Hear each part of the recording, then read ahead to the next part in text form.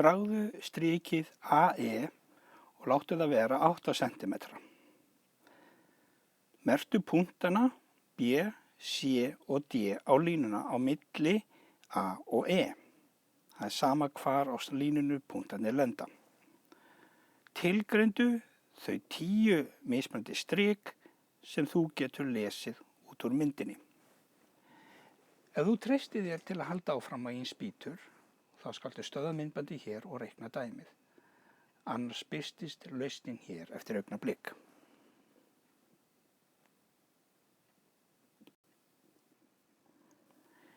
Hér erum við búin að leggja niður litla reglustriku og teikna strik frá 0 cm til 8 cm og merkja punkta á strikinu A, B, C, D og E.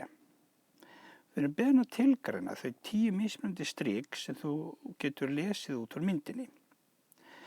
Fyrsta strikið sem við sjáum er strikið AB. Hér er það komið.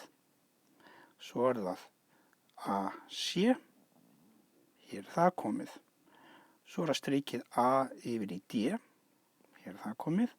Og svo strikið AE. Hér er samtals komin 4 strik. En ég get líka mælt B yfir í C.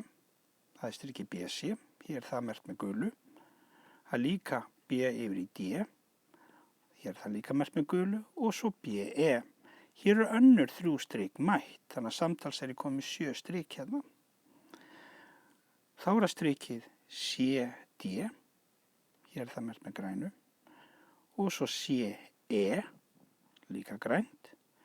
Ég hef búin að bæta 2 í viðbót, þannig ég er komin í 9 strik samtals. Og þá er ég bara eftir 1 strik DE sem er hérna merkt með bláu.